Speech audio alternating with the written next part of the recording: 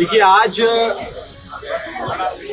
लगभग 65 राज्यसभा के सांसदों ने मणिपुर पे चर्चा का नोटिस दिया और ये कहा एक लंबी और एक विस्तार से मणिपुर पे चर्चा सदन के भीतर हो। अगर सत्ता पक्ष ये चाहता है कि मणिपुर पे चर्चा हो और अगर सत्ता पक्ष चर्चा कराने के लिए प्रतिबद्ध है तो उन 65 नोटिसेस में से कोई एक भी नोटिस पे अपनी स्वीकृति दे दीजिए और चर्चा शुरू हो जाएगी। केवल सदन में आकर ये चिल्लाने से कि हम चर्चा चाहते हैं, चर्चा नहीं होगी। 65 नोटिस शायद आज तक भारत के संसदीय इतिहास में, राज्यसभा के इतिहास में 1952 से लेकर आज तक पहली बार इतनी बड़ी संख्या में सांसदों ने 267 का नोटिस दर्ज कर कहा कि हमारे देश का एक अभिन्न अंग, हमारा एक बहुत ही महत्वपूर्ण बॉर्डर स्टेट मणिपुर जल रहा है, मणिपुर के विषय में चर्चा हो। लेकिन सरकार ये चर्चा नहीं चाहती। मॉनसून का सत्र 20 जुलाई 2023 को शुरू हुआ था, आज 31 जुलाई 2023 है। 11 दिन हो गए।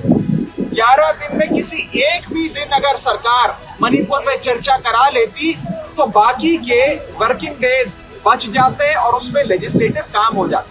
हम भी चाहते हैं कि सदन चले। और आज मुझे याद आता है उस समय के leader of opposition Arun Jaitley ji और उस समय की नेता विपक्ष सुषमा स्वराज जी लोकसभा की, उनके कथन की याद आती है कि कभी कभी सदन में विपक्ष की आवाज सुनाए जाने के लिए अगर आपको अपनी आवाज बुलंद करनी पड़े तो उससे लोकतंत्र मजबूत होता है, लोकतंत्र कमजोर नहीं होता।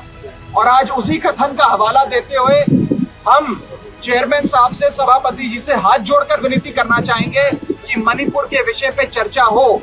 और जब जब एक विस्तार से लंबी चर्चा होती है, संसदीय कन्वेंशन ये कहता है कि देश के प्रधानमंत्री जी आकर उस बहस में हिस्सा लेते हैं। जैसा कि अभी बताया गया, देश के कई प्रधानमंत्री सदन के भीतर आकर इस विषय पे जब भी रूल 267 के हिसाब से बहस हुई है, सदन के भीतर आकर उन्होंने अपना वक्तव्य दिया है। जवाहरलाल नेहरू जी से लेकर डॉक्टर मनमोहन सिंह तक तमाम प्रधानमंत्री सदन के भीतर आए और अपना वक्तव्य दिया। इसीलिए हम चाहेंगे कि as head of the government honourable prime minister भी पार्लियामेंट में आए। दोनों में से जो सदन उन्हें पसंद है, लोकसभा पसंद है तो लोकसभा, राज्यसभा पसंद है तो राज्यसभा, दोनों में से किसी भी सदन में आकर मणिपुर पे अपनी बात रखें और सरकार क्या कदम उठाने जा रही है इस विषय से पूरे देश को अवगत कराएं।